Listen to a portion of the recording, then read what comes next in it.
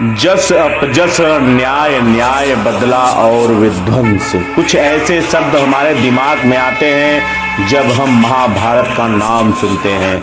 महाभारत के हर चरित्र की अपनी अलग अलौकिक कहानी है।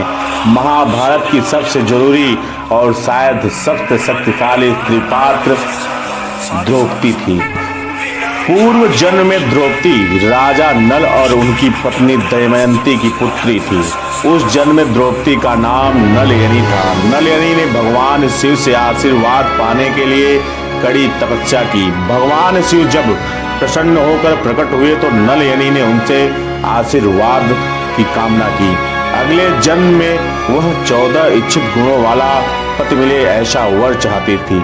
इस उपरांत भगवान शिव नलयनी की तपस्या से प्रसन्न थे, परंतु उन्होंने उसे समझाया कि इन 14 गुणों का एक व्यक्ति में होना असंभव है, परंतु नलयनी अपनी इच्छा अनुसार ही वर चाहिए था।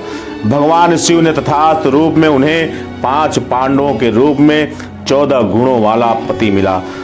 युधिष्ठिर धर्म के ज्ञानी, भीम महाबलशाली, अर्जुन अद्भुत और वीर पुरुष, सहदेव उत्कृष्ट ज्ञानी और नकुल।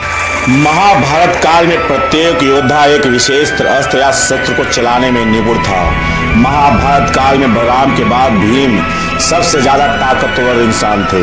उनके अंदर 10,000 हाथियों का बल था।